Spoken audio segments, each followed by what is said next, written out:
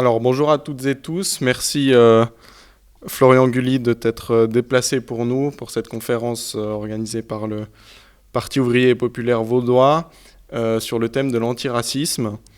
Et il fait suite au livre que tu as publié qui s'appelle L'antiracisme trahi, défense de l'universel. Et tu es aussi professeur de philosophie et militant du Parti communiste français. Donc peut-être pour commencer cette conférence, on peut peut-être te poser trois questions, ou en tout cas trois axes. La première, c'est évidemment, pour poser les bases, ce serait ta définition en fait de ce que c'est le racisme, tout simplement. Pour le combattre, il faut d'abord savoir ce que c'est. Donc comment est-ce que toi tu peux définir le racisme, d'où il vient. Ensuite, c'est une grosse partie de ton livre, c'est les différentes formes de racisme, d'antiracisme, qui existent. Tu nommes par exemple l'antiracisme politique, l'antiracisme libéral et l'antiracisme socialiste. Donc quelles sont les caractéristiques de ces formes d'antiracisme-là? Et puis, évidemment, pourquoi est-ce que, en tant que marxiste, on se base plutôt sur un antiracisme socialiste que les deux autres cités? Et puis, peut-être troisièmement, sur cette question de l'antiracisme politique, est-ce que finalement, comment toi tu analyses son influence et ses dégâts actuels sur les différentes organisations politiques, syndicales, etc. Est-ce qu'il y a vraiment lieu de le combattre et d'argumenter vraiment vers une alternative comme l'antiracisme socialiste, ou bien est-ce que c'est quelque chose qui est finalement assez marginal? Donc je te laisse la parole pour déjà ces trois points-là, et puis après on verra pour la suite. Merci. Ok, merci Lucas pour l'invitation, puis merci au Parti ouvrier populaire. Alors, c'est pas grave si je prends pas tes questions dans l'ordre. Non, parce qu'en fait, pour la définition du racisme, je vais pas couper à l'exercice, mais elle viendra, je pense, plus facilement après, une fois exposé les différentes formes d'antiracisme. Donc il y a environ enfin en tout cas en France c'était comme ça, il y a environ peut-être une vingtaine d'années, la question antiraciste, elle posait aucun problème théorique. En fait, on est à gauche, on était tous antiracistes, et puis il s'agissait pas il y avait rien à dire de plus. Il y avait à le combattre évidemment, et puis à chercher à faire des alliances pour ça, mais il n'y avait pas de problème théorique. On savait à peu près ce que c'était que le racisme, et puis il fallait s'y opposer. Et puis évidemment depuis, c'est un sujet qui fracture complètement la gauche, qui fracture les organisations antiracistes elles-mêmes, qui s'entretuent sur ce sujet, qui fracturent les partis aussi, les partis entre eux, mais aussi à l'intérieur de chaque parti, il y a des oppositions sur comment définir le racisme, comment le combattre, etc. Et puis, y compris les syndicats en France, les syndicats sont aussi se fissurent autour de cette question. Et c'est pour ça que c'est pas une question marginale. Parce qu'au contraire, j'ai l'impression qu'elle affecte durablement la gauche, mais dans un sens qui l'affaiblit plutôt. Donc, moi, l'idée dans le livre, c'était de dire, voilà, en fait, maintenant, on est obligé de faire une cartographie des antiracismes, alors qu'il y a peut-être 20 ans, on ne se posait pas la question. Et donc, cette idée qu'il y aurait plusieurs antiracismes, c'est pas moi qui l'invente, hein, elle est là présente aussi dans le débat public depuis 2005. Il y a l'idée qu'il y aurait deux antiracismes qui s'affrontent. Et puis moi, dans le livre, j'ai essayé de dire qu'en fait, il y en a trois, et que si on en reste à deux, ça fausse complètement le débat. Et voilà. Donc il y a un antiracisme que j'ai appelé libéral, qui est l'antiracisme des grandes institutions publiques ou privées, des entreprises, les grandes entreprises qui font Jeff Bezos, Amazon, font des choses contre le racisme, etc. Donc il y a un discours antiraciste mainstream dominant, etc. Et puis avec des insuffisances qui ont motivé la construction d'un nouvel antiracisme.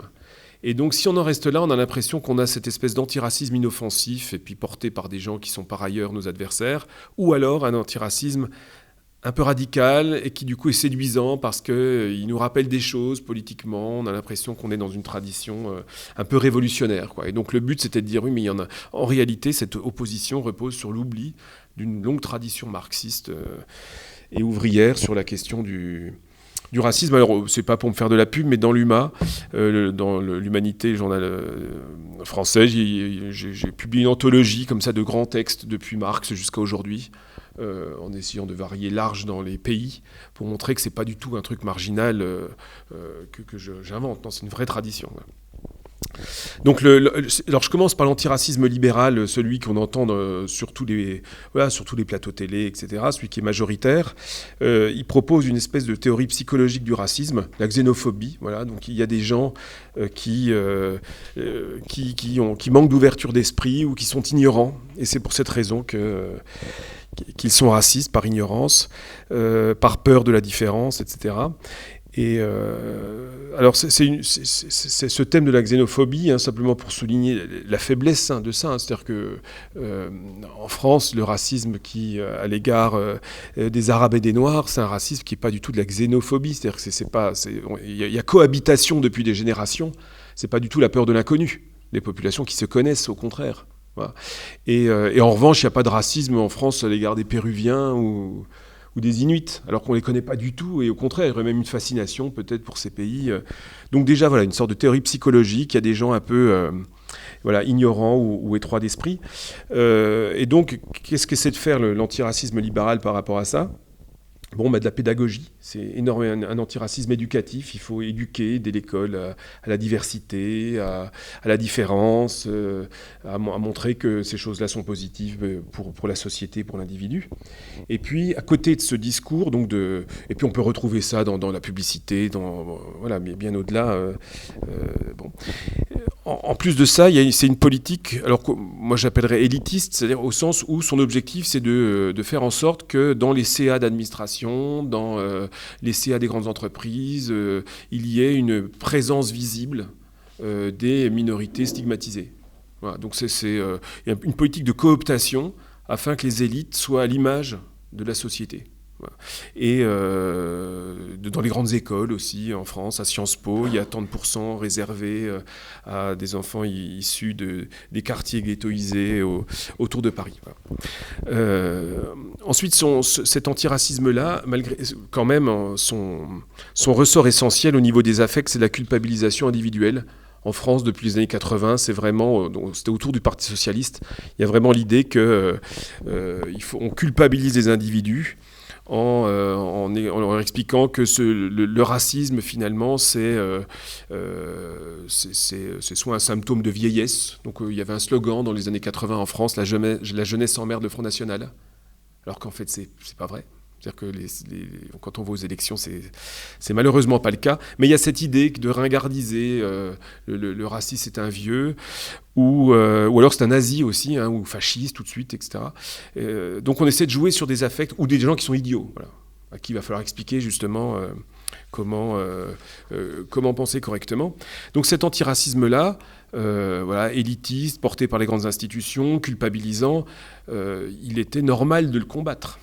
Il était normal de considérer que ce n'était pas suffisant. Et d'ailleurs, il n'a pas produit d'effet positif. Enfin, en tout cas, en France, l'extrême droite a continué à monter. Et puis, il y avait des choses un peu louches quand même derrière cet antiracisme-là. D'abord, un très fort mépris de classe. C'est-à-dire qu'en fait, il y avait une bourgeoisie intellectuelle qui se présentait comme une sorte de minorité civilisée. Et la populace, souvent les gens des classes populaires, qui sont un peu bêtes, qui ne sont pas assez diplômés, qui ne comprennent pas. Et donc il faut qu'on leur explique qu'ils se trompent, etc. Donc il y avait ce regard condescendant quand même d'une fraction de la bourgeoisie intellectuelle qui pouvait sembler là aussi très discutable. Il y avait eu une conférence du sociologue Bourdieu qui pointait ça en disant au cœur de l'antiracisme, il y a une forme de racisme parfois. Il dit le racisme de l'intelligence. Les intelligents qui se plaisent à se penser comme au-dessus. Voilà, ils se distinguent de la masse en disant nous on est antiracistes alors que regardez, les Français sont racistes, etc. Et évidemment par manque d'ouverture d'esprit. Voilà, donc forcément, le raciste, c'est quelqu'un qui n'est pas diplômé, alors que nous autres, diplômés, sommes très ouverts d'esprit, nous voyageons, nous rencontrons d'autres cultures.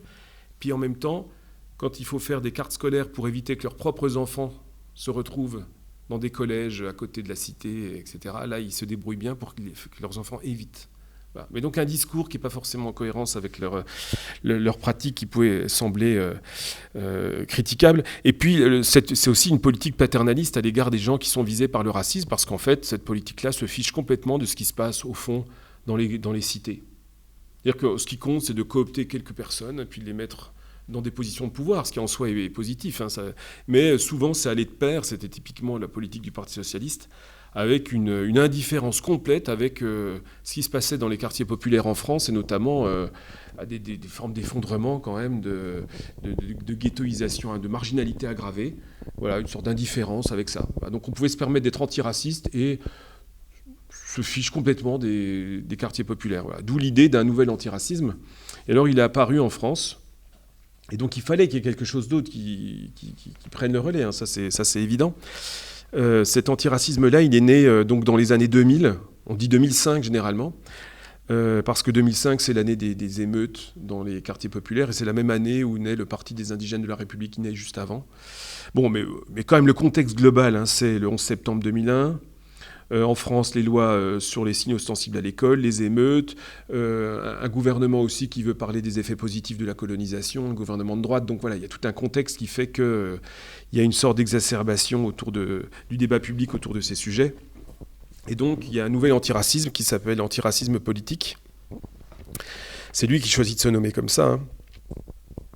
Il apparaît, et donc lui, clairement, il veut rompre avec l'antiracisme précédent, qui était un petit peu abstrait, un petit peu fraternel, un petit peu naïf, quoi, d'une certaine manière, en disant non, il faut réintroduire de la conflictualité pour penser le racisme.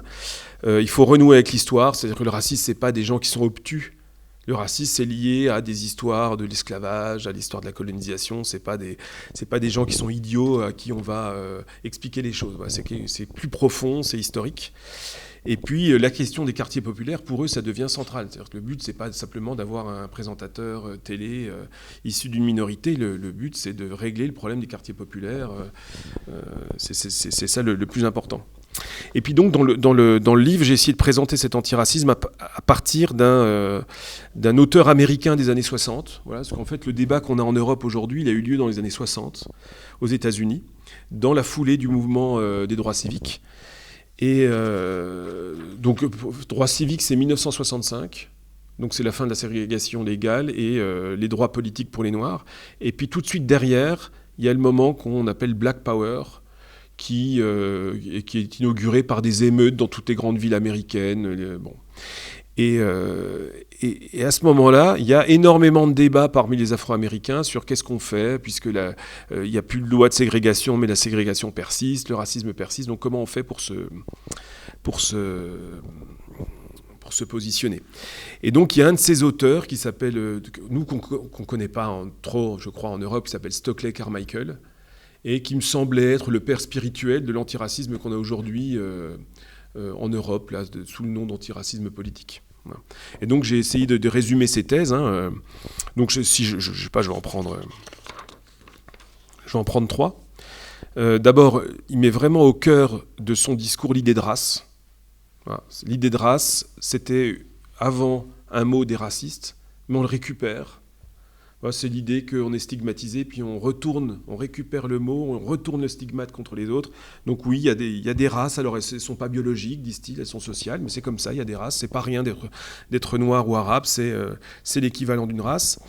Et donc il faut parler de ça, dire il y a des blancs, des noirs, des blancs, des non-blancs, etc. Alors ça se traduit en France de cette façon, c'est-à-dire que jusqu'aux années 1980, les expressions qu'on utilise, c'est par exemple la main-d'œuvre immigrée. Là, le Manoukian qui est rentré au Panthéon, par exemple, c'était un résistant de la main-d'œuvre immigrée. Ensuite, on va parler de travailleurs arabes dans les années 70, ou travailleurs immigrés. Et à partir des années 80, terminé, ça va être les immigrés. Plus les travailleurs immigrés, c'est les immigrés, tout court. Ou les beurs, arabes, beurs, en verlan, etc. Ou maintenant, on dit les non-blancs, les indigènes, les racisés. mais sans qu'il y ait le renvoi à la classe. Parce que quand on dit travailleur immigré, on a la classe, travailleur, et puis l'origine. Mais là, on n'a plus que racisé, par exemple. Alors, est-ce que le racisé en question est ouvrier? Est-ce qu'il est maître de conférence? Est-ce qu'il est éboueur? Est-ce qu'il est ministre? On a l'impression que c'est une question qui, au fond, n'est pas vraiment importante, puisqu'on généralement, on dit personne racisée sans mentionner plus loin, sans dire plus. Voilà. Ensuite, ils vont parler, enfin cet auteur-là, Carmichael, de racisme structurel ou de racisme systémique. Ça aussi, c'est des termes qui sont dorénavant d'usage courant dans les associations. Et donc, ça consiste à dire que, en fait, la nation, y compris après la ségrégation raciale, y compris après les lois, que la nation, c'est un système raciste. C'est-à-dire que c'est une hiérarchie de groupes raciaux. C'est-à-dire qu'il y a des dominants et des dominés. Et on est vraiment quelque chose qui reprend le vocabulaire marxiste en remplaçant classe par race. Donc il y a des dominants, des dominés, mais c'est les blancs, les noirs. Ce n'est pas les possédants et ceux qui ne possèdent rien. Il faut travailler à la prise de conscience raciale, comme avant on travaillait à la prise de conscience de classe. Et l'objectif, c'est là aussi de détruire des privilèges raciaux, etc. Et certains utilisent pour la France la comparaison avec la Révolution française. Il faut une nouvelle nuit du 4 août où les privilèges ont été abolis. Bon, ben là, c'est des privilèges de race. Et donc, cette fois, on culpabilise plus les individus, ça c'était l'antiracisme précédent, mais c'est au fond, de toute façon, tous les individus sont racistes, puisque la nation à laquelle ils appartiennent est raciste. Donc cette nation qui est raciste produit des individus racistes. Et donc, on ne parle même plus des individus racistes.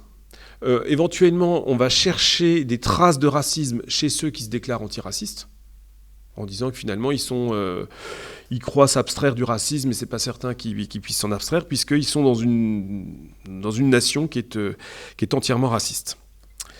Voilà, d'où l'idée de Carmichael qui dit que les États-Unis, d'après la ségrégation, c'est le pouvoir blanc.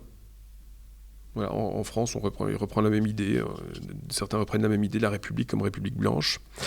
Voilà, il dit, je cite, par exemple, l'ennemi principal, c'est le blanc et les institutions racistes. Bon, et puis, quant à la question des alliances politiques, ils ont une sorte de discours ambigu en disant on fera des alliances avec des partis de gauche, mais plus tard. Pour l'instant, on s'organise entre nous, et puis un jour viendra où on fera des alliances avec d'autres. Mais en même temps, ils rendent des alliances impossibles, puisque une fois que vous avez dit qu'il y avait des dominants, des dominés, qu'il y avait des blancs qui exploitaient les non-blancs, comment est-ce qu'on peut faire une coalition avec des gens qui nous exploitent ou des gens qui nous oppriment? Ça paraît un peu invraisemblable. Donc, dans les faits, c'est quelque chose qui a plutôt tendance à empêcher les coalitions. Alors là, tu parlais, Lucas, tout à l'heure de Houria Boutelja, qui a sorti un livre où elle parle d'alliance. C'est une représentante de cet antiracisme, où elle parle d'alliance entre les beaufs et les barbares. Mais en fait, tous ces textes d'avant empêchent une convergence, puisqu'elle n'a pas arrêté de dire que, de toute façon, les travailleurs blancs bénéficiaient du racisme. Donc, on ne voit pas tellement comment il peut y avoir de coalition. Alors, pour terminer sur cet antiracisme, je veux simplement indiquer qu'il a été immédiatement combattu par quantité de militants afro-américains, communistes, socialistes, démocrates, syndicalistes. Voilà. Parce qu'en France, et je pense un peu en Europe, le débat, il est présenté comme ça, il dit « Les Afro-Américains, dans les années 60, ils ont opté pour le discours dont je viens de vous parler. Et donc, du coup, taisez-vous. Vous n'avez pas à leur faire la morale. D'ailleurs, c'est un peu du racisme de les contester. Parce qu'ils se sont organisés comme ça, vous n'avez qu'à les écouter. Or, c'est pas vrai. C'est un courant minoritaire du Black Power qui s'est organisé comme ça. Et les autres, plein d'autres, ne se sont pas organisés de cette manière et l'ont combattu. Voilà. Donc, ce n'est pas une histoire de blanc ou de noir. Hein. C'est-à-dire qu'il n'y a pas un discours des noirs et un discours des blancs là-dedans. Hein. C'est-à-dire que le discours que je viens de présenter a été combattu.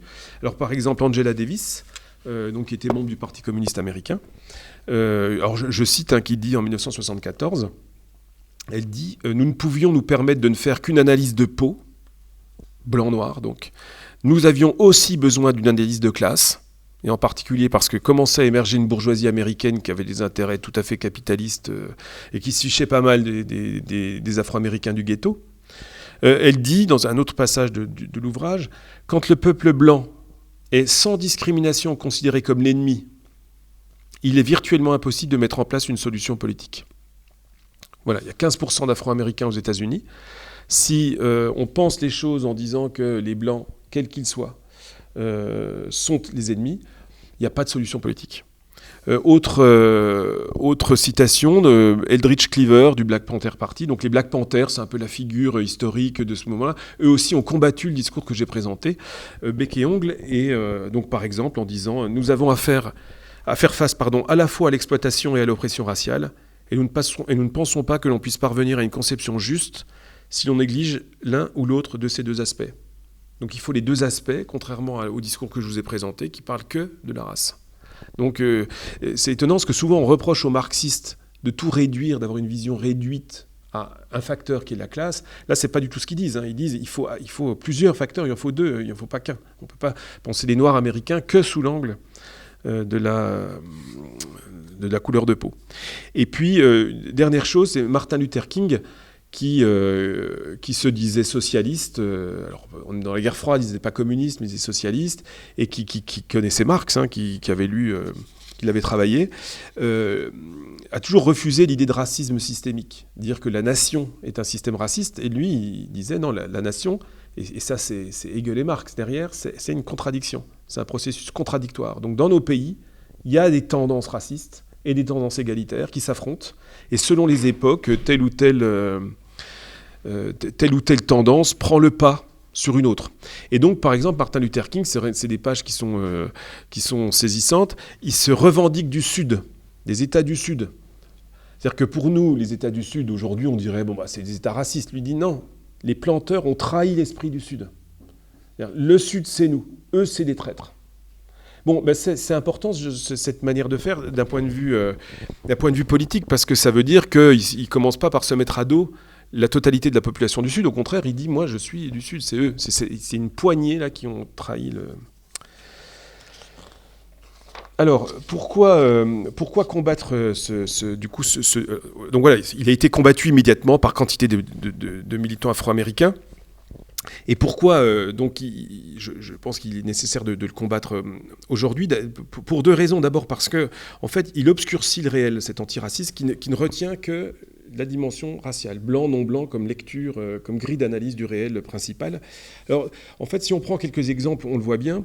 Si vous prenez, par exemple, les incarcérés aux États-Unis, si vous prenez l'analyse en termes de race, ce qui est l'analyse mainstream aux États-Unis, il y a un tabou sur la classe qui fait que les statistiques raciales, on les a, les statistiques en clair de classe sociale, on ne les a pas. C'est les sociologues qui doivent faire le travail.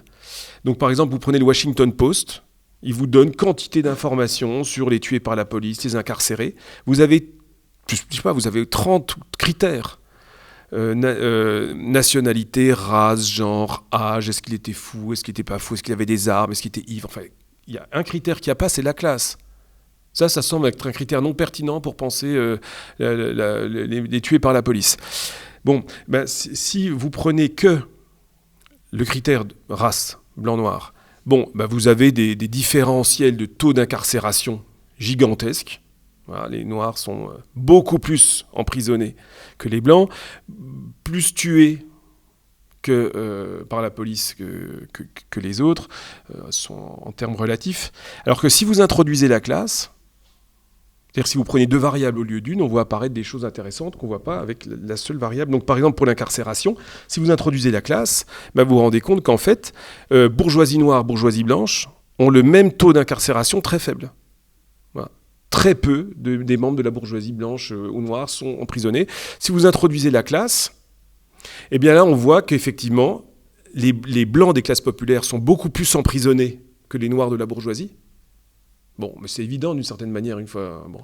Par contre, évidemment, entre classes populaires, les Noirs, il y a un malus. Ils sont emprisonnés 2 fois plus que les Blancs. Mais par contre, on voit bien qu'il y a une dimension de classe du problème. C'est-à-dire que la plupart de ceux qui sont incarcérés vivent dans des quartiers délabrés. Voilà. Et donc, du coup, la référence à une seule variable, la race, fait passer un peu ça sous le tapis.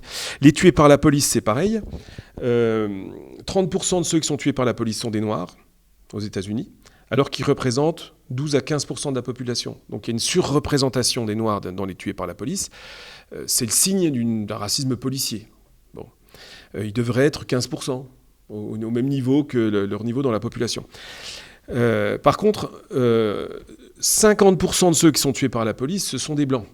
La moitié de ceux qui sont tués par la police sont des Blancs. 30% sont des Noirs. Bon. Mais par contre, qu'est-ce qui réunit Blancs et Noirs tués par la police ? C'est la classe.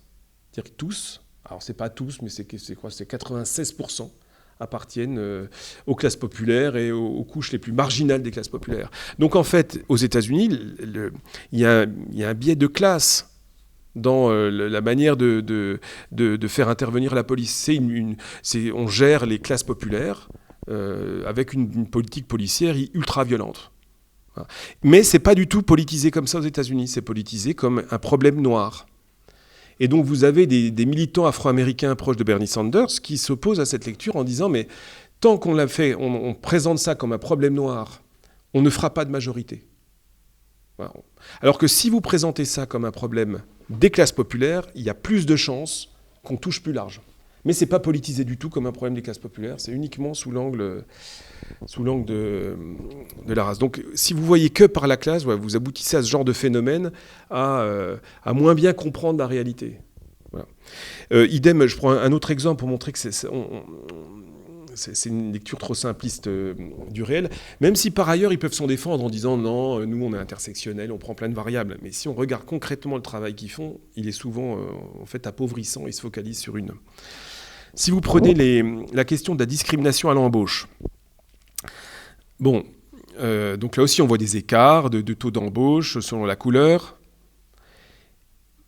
Et alors il y a un sociologue américain à Chicago qui est allé essayer de voir pourquoi les employeurs discriminaient, quoi. Bon. Et il fait une sorte de découverte que les employeurs noirs discriminent plus que les employeurs blancs. Alors il était un petit peu embêté avec ça.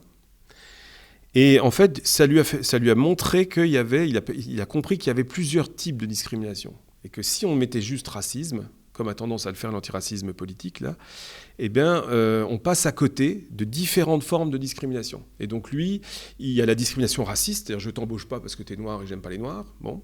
Et il y en a une autre, et donc ça, c'est pas la discrimination de l'employeur noir. Bon, évidemment.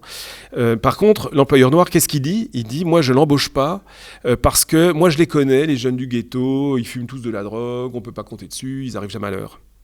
Et donc, ils appellent ça une discrimination probabiliste. C'est-à-dire que le fait qu'il soit noir, ça veut dire que probablement il est du ghetto. Et il va me ramener les problèmes du ghetto. Mais on ne lutte pas de la même manière contre la première discrimination et contre la deuxième. C'est pour ça que c'est très important de faire des différences. Au lieu de tout rentrer dans la case racisme, comme tendance à le faire cet antiracisme-là. Ou un autre exemple classique, mais il ne faut pas que je reste trop longtemps quand même sur cet exemple-là, c'est sur les taxis à New York. Donc on sait aussi qu'à New York, il y a des discriminations. Si vous levez la main à Manhattan pour être pris, c'est plus difficile d'être pris par un taxi si vous êtes noir. Bon, et donc ça va être pensé comme racisme. Alors que là aussi, ce serait peut-être plus intéressant d'introduire plusieurs variables pour complexifier, puisqu'on s'est rendu compte là aussi que les taxis noirs pouvaient avoir des pratiques de ce genre. Donc soit c'est de la discrimination raciste, c'est-à-dire que c'est motivé par la haine ou des Noirs, etc. Donc dans ce cas-là, la solution politique, elle est pénale. C'est-à-dire qu'il y a des lois aux États-Unis pour punir ce genre de comportement. Mais il y a quantité de taxis qui ne prennent pas des Noirs parce qu'ils disent qu'il est probable qu'il habite dans un quartier qui craint, où mon taxi où je pourrais me faire agresser. Donc je ne le prends pas parce que je n'ai pas envie d'aller ramener quelqu'un dans tel ou tel coin du Bronx. Et donc on ne lutte pas du tout de la même manière contre ça. C'est-à-dire que ça, il faut lutter en faisant de l'aménagement urbain, en essayant de faire en sorte qu'à New York, il n'y ait plus de quartiers complètement délabrés qui sont des coupe-gorge. Mais ce n'est pas la même chose que la première discrimination. Voilà. Donc si l'antiracisme précédent, il y a vraiment une dimension de compréhension du monde dans lequel on vit, et il a tendance à tout simplifier, à considérer que tout tort subi, ça relève forcément du racisme, et pas d'autres logiques. Voilà. Ils choisissent qu'un seul mot, qui est celui de racisme. Et puis l'autre problème, je ne reviens pas dessus, c'est la question des alliances, hein, puisque c'est quelque chose qui rend difficilement pensables les alliances, quand bien même ensuite, là, on en disait tout à l'heure, certains changent d'avis sur les alliances, n'empêche qu'on a plutôt quelque chose qui qui laisse pas tellement de perspective à ça, ne serait-ce parce que voilà, cette idée qu'il y a si les oppresseurs, il y a des oppresseurs et des opprimés, comment peuvent-ils coexister à un moment ou à un autre. Bon, tout ça me débouche sur le troisième antiracisme, et ça va me donner la définition du racisme. J'oublie pas ta question que tu posais. Voilà, ce débat là entre cette espèce d'antiracisme mainstream, etc., et puis l'antiracisme oppositionnel, radical, venu des États-Unis, etc. C'est un faux dilemme, c'est une fausse opposition. Il y a toujours eu une troisième voie. Tous les militants afro-américains dont je vous citais, du Black Panther, etc., Parti communiste américain, ils s'inscrivent dans cette troisième voie-là, qui est inspirée de Marx. Voilà. Alors ça ne veut pas dire que c'est parce que c'est Marx, et puis que non, c'est parce que ça donne des outils qui sont intéressants. Et donc, comment est-ce qu'il définit le racisme ? Et du coup, c'est ma définition aussi, parce que moi, elle me convient. Par exemple, Marx développe ça dans une lettre du 9 avril 1870 qu'il écrit à Vogt et Mayer, qui sont des immigrés allemands aux États-Unis, avec qui il correspond. Et donc, il traite du problème des immigrés, du racisme entre ouvriers immigrés irlandais et ouvriers anglais, dans les grandes villes industrielles anglaises. Et puis dans cette lettre, il y a comme une sorte de base qui peut être généralisée, appliquée à d'autres contextes pour penser le racisme. Donc Marx, là-dedans, pour expliquer ce racisme-là, il dit que, en fait, il faut partir d'un conflit. Il y a un conflit réel dans les classes populaires. Voilà. Il ne faut pas partir de la psychologie, de la xénophobie, de la peur de l'inconnu, toutes ces catégories, en fait. Non, il y a des conflits réels. Il ne faut pas partir non plus simplement du passé. Ce n'est pas simplement la mémoire de la colonisation ou la mémoire de l'esclavage. Ces choses-là en jouent un rôle, etc. Mais non, il faut partir, d'un point de vue matérialiste, d'un conflit réel. Alors lui, le conflit qu'il donne, mais ce n'est pas le seul, par contre, c'est pas le seul. Mais le conflit qu'il met en avant, c'est évidemment la concurrence pour l'emploi. Donc s'il y a du racisme entre ouvriers irlandais et ouvriers anglais, c'est parce qu'il y a une concurrence pour l'emploi. Les ouvriers irlandais sont là parce qu'on les paye au lance-pierre.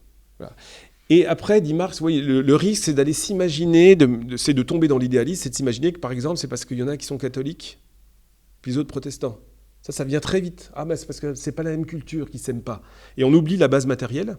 Mais une fois que la base matérielle est là, bien sûr, on peut l'agrémenter et puis la justifier en parlant de religion et de tout ce qu'on veut. Mais il y a une base matérielle qui est là, en l'occurrence, la concurrence pour l'emploi. À la fin du 19e, c'est raconté par d'autres auteurs socialistes. Toujours en Angleterre, vous avez une grosse immigration juive qui vient d'Europe de l'Est, qui fuit les pogroms. Et sur des ateliers à Londres, c'est marqué « Ici, on n'embauche que des juifs ». Parce qu'ils ne les payent rien, évidemment, hein, c'est pas par sympathie. Donc ça, évidemment, sans travail politique et syndical, qu'est-ce que ça peut produire d'autre à part de l'antisémitisme, hein, Bon, mais ce n'est pas le seul type de conflit. Hein. Il peut y avoir il y a l'autre grand conflit qui peut être lié à la guerre de conquête coloniale. Voilà. Je bats sur le champ de bataille un autre peuple et je vais interpréter ça comme la victoire d'une race supérieure. Ce n'est pas la victoire des fusils sur les arcs, c'est la victoire d'un sang supérieur, d'une race supérieure sur une autre. Mais à nouveau un conflit qui est interprété, et c'est ça le racisme, c'est l'interprétation d'un conflit en termes de nature, voilà, ou en termes de caractéristiques intrinsèques des individus. Le conflit là qui viendrait, c'est parce que c'est la culture irlandaise ou c'est le sang. Voilà, bon, troisième chose, donc il y a un conflit réel. Et voilà, ça veut dire que il y a un conflit réel à résoudre, alors qu'il y a plein d'antiracisme, vous regarderez aujourd'hui, où en fait il n'y a pas de conflit à résoudre. Il y a juste à éduquer des gens, à leur apprendre leur histoire, à leur faire aimer la différence, etc. Mais l'idée qu'il y aurait un conflit réel, bon, il y a souvent là, on a l'impression que c'est un problème uniquement idéologique ou de psychologie. Alors que Marx ajoute quelque chose d'important, il dit très vite, une fois que l'idéologie raciste elle est installée, elle produit des effets de compensation sur les ouvriers. C'est-à-dire que quand vous avez rien, quand vous êtes exploité, etc., elle vous donne le sentiment d'appartenir à la nation dominante. Donc le racisme, il mobilise un affect qui est la fierté. Voilà. C'est-à-dire que je suis exploité, mais moi au moins, je suis anglais. Voilà. Ou moi au moins, je suis un blanc. Et pas un noir, etc. Et ça, c'est la dynamique un peu pulsionnelle du racisme. Et c'est important, ça, de la bien avoir en tête, parce que là aussi, souvent, si vous observez un peu les discours antiracistes, les discours antiracistes ont tendance à mobiliser l'affect de honte. Voilà. C'est-à-dire faire honte à celui qui est raciste, ou par exemple en France, faire honte de l'histoire de France, prise comme un bloc monolithique dont il ne s'agirait que d'avoir honte. Mais en fait, c'est complètement inefficace face à un discours qui mobilise la fierté. C'est parce qu'ils sont méprisés par tout le monde qu'ils vont chercher les discours qui leur redonnent une certaine fierté. Donc la seule solution, c'est de trouver des modèles de fierté alternatives à l'extrême droite. Ce n'est pas la seule solution, ce n'est pas la seule chose qui fait. Les luttes communes font des choses. Mais en tout cas, jouer la carte de la honte uniquement et ne pas chercher des figures d'identification dans lesquelles on pourrait... alors je ne sais pas, par exemple Toussaint Louverture en France, donc celui qui mène la révolution des esclaves à Haïti, c'est une figure de la fierté. C'est voilà, quelque chose dont tout le monde peut se revendiquer. Et ça, c'est irrécupérable par l'extrême droite. Ou Fernand Yveton, membre du Parti communiste algérien, qui s'est fait décapiter pendant la guerre d'Algérie, du fait de son soutien au FLN. Voilà une figure dans laquelle pourraient se reconnaître des enfants des classes populaires en France qui soient d'origine algérienne ou pas. Voilà, des figures de ce type. Bon. Donc le conflit, l'idéologie, les effets psychologiques, les pulsions que ça sollicite. Et puis seulement, et j'insiste un petit peu là-dessus, j'ai bientôt fini, rassurez-vous, mais seulement à ce moment-là, le rôle de la bourgeoisie. C'est-à-dire qu'en fait, dit Marx, la bourgeoisie, elle voit qu'elle peut utiliser ce conflit entre les ouvriers irlandais et les ouvriers anglais.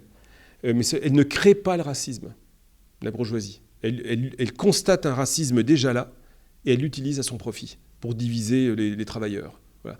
C'est un point important, parce que souvent on dit ouais, le marxisme c'est nul, parce que finalement c'est un complotisme. Il y a la direction des grandes chaînes de télé qui complotent avec le président, ils instillent dans la tête un discours raciste, et on a l'impression d'une vision de l'histoire complètement idéaliste, avec quelques gens qui tirent les ficelles. C'est pas du tout ce qu'il dit. Hein. Il dit il y a du racisme qui naît d'un conflit réel, et ensuite... c'est instrumentalisé par la bourgeoisie qui, évidemment, a tout intérêt à faire ça, même si parfois elle ne le fait pas. Hein. Dans la France des années 60, la bourgeoisie, au contraire, joue parce que l'industrie française a besoin de main-d'œuvre, donc la bourgeoisie ne joue pas du tout la carte du racisme. Bon, et puis pour terminer, l'horizon commun qui ressort de ce texte de Marx, mais de toute cette tradition socialiste, l'horizon politique, c'est... ça a l'air d'une banalité, c'est d'essayer de partir de ce qui est commun à ces différentes fractions des classes populaires, celles qui sont autochtones et puis celles qui sont stigmatisées. Voilà. L'objectif, c'est de partir de ce qui est commun. Alors, ça a l'air complètement banal, mais je vous assure que dans les discours aujourd'hui, c'est pas du tout ça. Le discours aujourd'hui, c'est plutôt l'éloge de la différence. Et ça, c'est le discours qu'on entend le plus souvent en disant que finalement, combattre contre le racisme, c'est faire accepter les différences. Voilà. Or là, dans toute cette tradition, il y a bien la conscience qu'il y a des différences. Je ne vais pas te dire que le travailleur noir, il n'y a pas de différence avec le travailleur blanc aux États-Unis, il y a des différences. Mais il y a aussi du commun. D'où le fait de dire que ce sont des travailleurs blancs et des travailleurs noirs. Travailleurs, ça désigne le commun. Et la classe, ça vient dire le commun. Au-delà, même si ça n'annule pas la différence, au-delà de la différence. Et donc on n'est pas du tout dans l'idée d'aller mettre en avant la différence. Et d'ailleurs en France, je ne sais pas si vous connaissez un petit peu ces débats, mais en fait il y a toute une extrême droite, depuis les années 70, qui a récupéré la thématique de la différence. Donc après on a appelé ça le racisme différentialiste. Des gens qui disent, vous savez, on est tellement différents les uns des autres, et la différence c'est formidable, il faut la protéger. Ils disent qu'il faut protéger l'ethnodiversité sur la planète. Comment vous protégez l'ethnodiversité ? Vous fermez vite vos frontières, puis vous renvoyez tout le monde chez soi.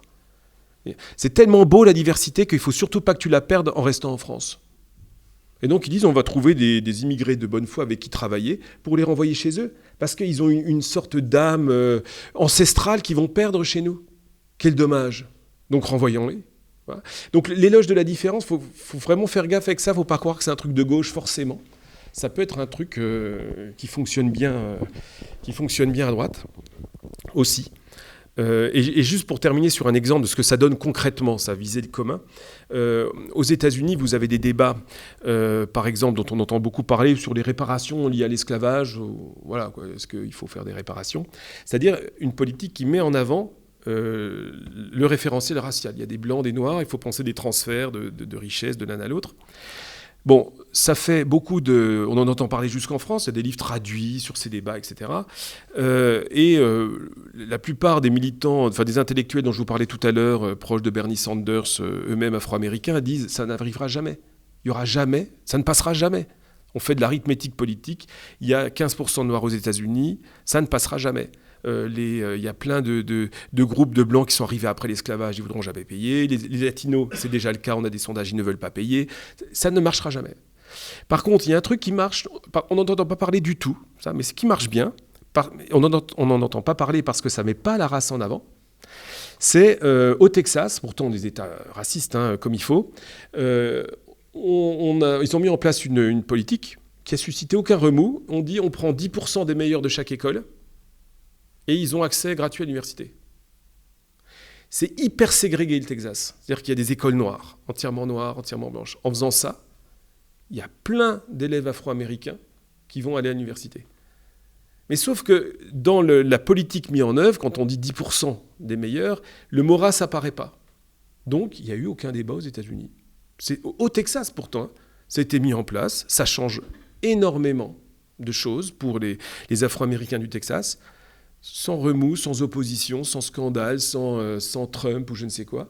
Alors que les débats sur les réparations, qui ne passeront jamais, sont sans arrêt au milieu de la carrée, etc. Voilà. Et donc c'est ça, concrètement, ce que ça veut dire, mettre l'accent sur le commun. Ça ne veut pas dire nier les différences, mais c'est essayer de toujours prendre les choses par le bout de la classe, en fait. Parce que la classe réunit ces différents individus, même si, par ailleurs, ils ont aussi des différences. Bon, c'est premiers éléments. Je ne sais pas si j'ai répondu à toutes tes questions, mais voilà. Sur une base de discussion.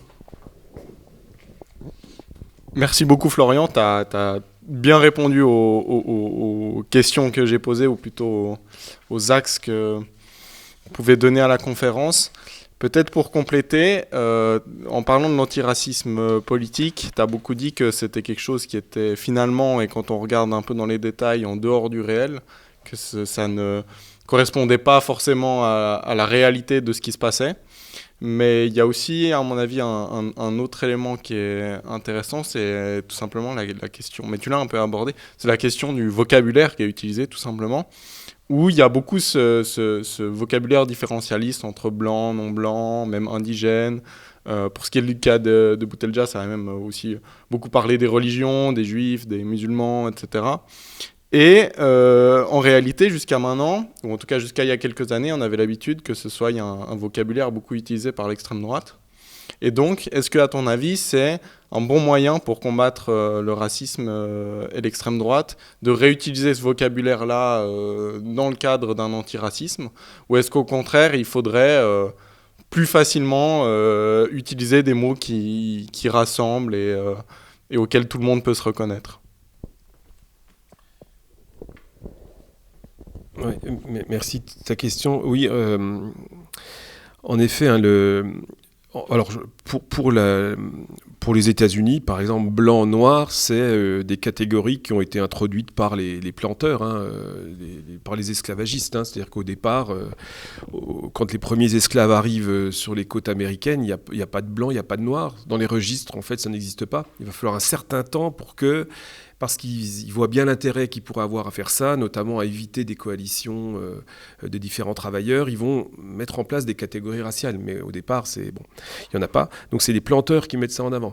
En France, je connais moins la Suisse, mais en France, la division, ce ne sera pas blanc, non blanc, ça c'est l'antiracisme politique qui essaie d'amener ça, mais c'est français-arabe. Voilà, c'est ça la division, quoi.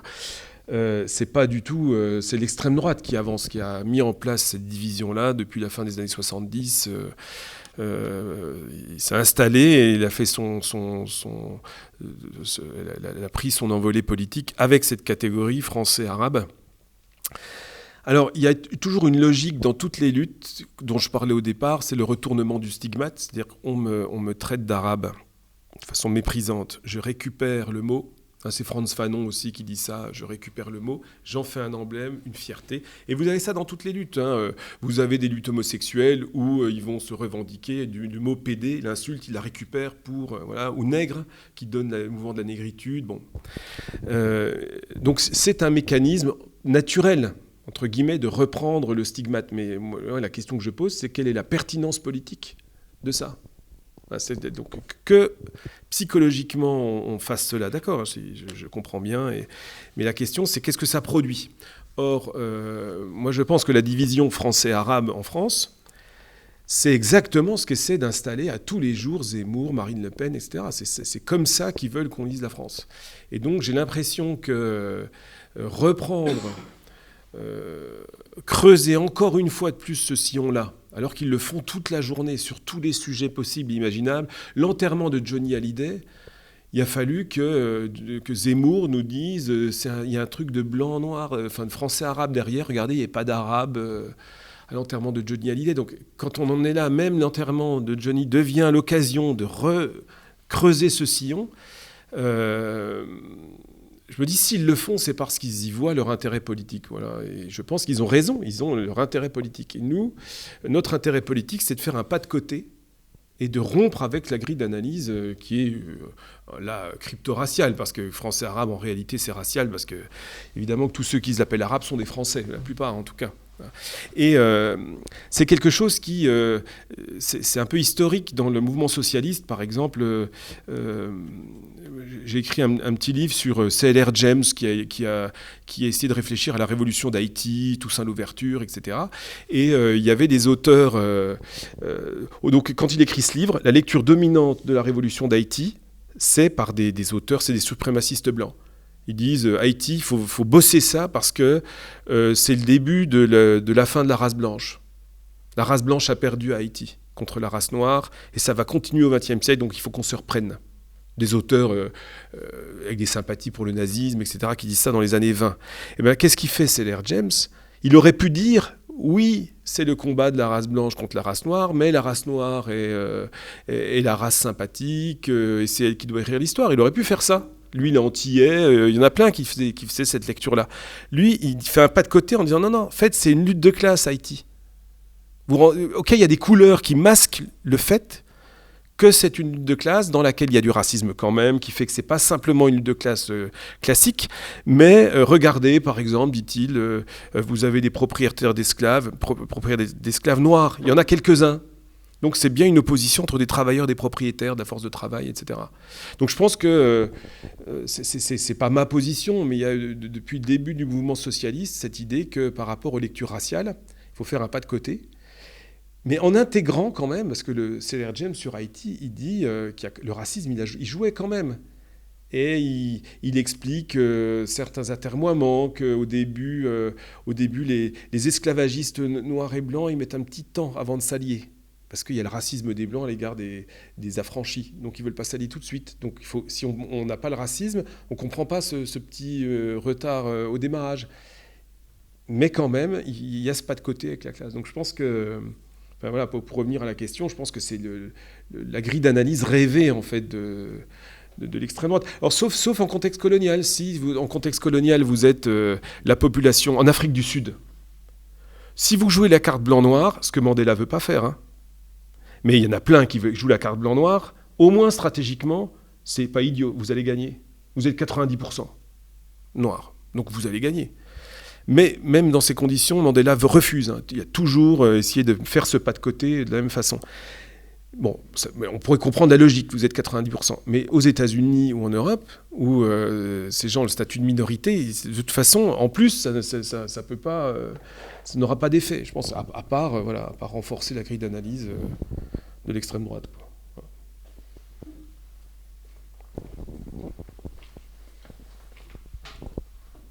Merci beaucoup. Je ne sais pas s'il y a une autre question. Si ce n'est pas le cas, j'en ai une supplémentaire pour conclure. Moi, la question que je voulais poser, le dernier axe aussi, c'est la question de la force réelle de cet antiracisme politique. Il y a beaucoup disons, il y a des minorités agissantes qu'on entend toujours beaucoup, y compris dans les médias, dans les réseaux militants, etc. Et on voit cet antiracisme politique quand même avec un certain écho, notamment dans les milieux militants, dans les milieux universitaires, etc. Mais est-ce qu'il a aussi un vrai écho, par exemple, chez les concernés, tout simplement, donc dans les quartiers populaires et chez les personnes victimes de racisme? Est-ce que, à ton avis, ils se reconnaissent dans cette forme de racisme-là, ou est-ce que, au contraire, c'est quelque chose qu'ils rejettent plutôt? Merci. Je pense que c'est difficile de répondre à cette question pour avoir quand même... Je suis enseignant, donc j'ai des jeunes sous les... En fait, j'ai plutôt l'impression que cet antiracisme politique, c'est une sorte d'émanation d'une sorte de sens commun qu'il y a pu avoir à un moment dans des quartiers populaires ou qu'il y a encore. C'est un peu l'émanation de ça. C'est pas lui qui contamine les quartiers, quoi. Mais il en a un peu l'émanation. Et c'est vrai que, par exemple, souvent, des élèves qui venant de ces quartiers populaires, ils ont qu'un seul mot pour dire injustice, c'est racisme. En fait, tous les torts qu'ils peuvent subir, il va y avoir tendance à le penser sous ce vocabulaire unique.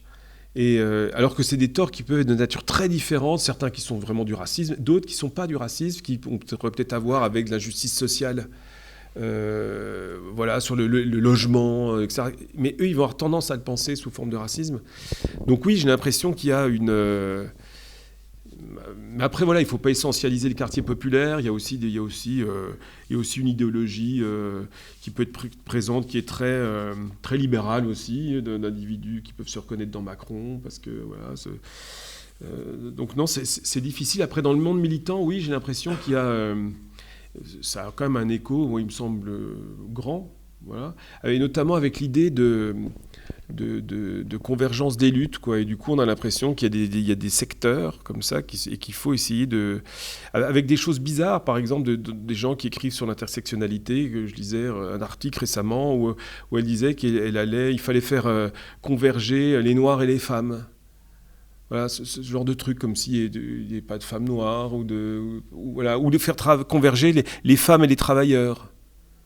Alors, c'est stupide, je veux dire que c'est des catégories abstraites. Je veux dire, il y a combien de femmes qui sont des travailleuses, qui sont des ouvrières, qui sont des employés. Donc, on a l'impression qu'il y a des cases en fait, qui correspondent à des associations qui sont sur des créneaux. Et le but, la politique, ce serait de faire converger les associations vers une coalition politique.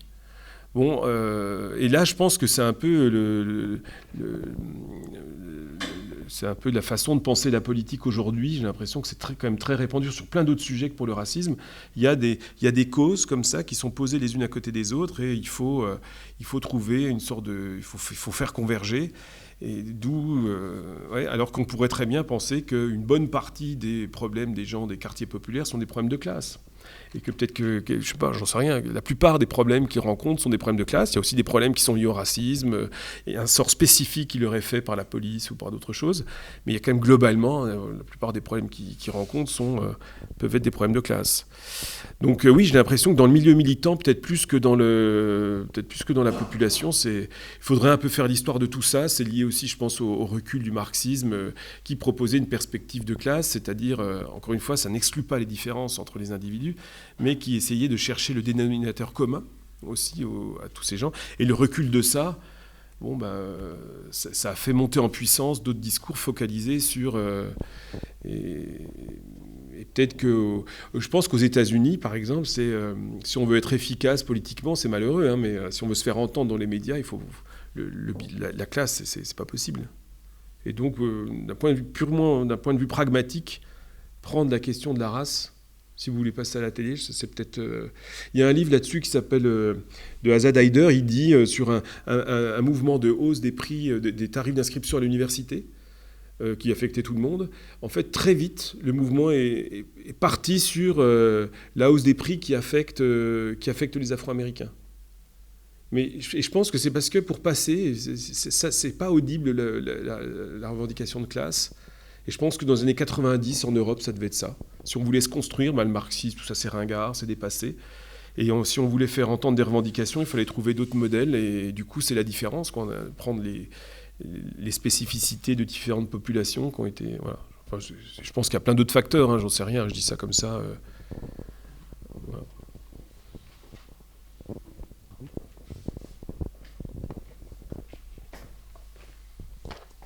Merci beaucoup pour tous ces éclaircissements. S'il n'y a pas d'autres questions ou remarques, on peut finir la conférence là-dessus. On te remercie encore pour d'être venu et tes apports sur la question. Et on pourra retrouver du coup cette conférence sur YouTube et sur divers canaux pour former un certain nombre de personnes à ces questions. Merci beaucoup. Merci à toi.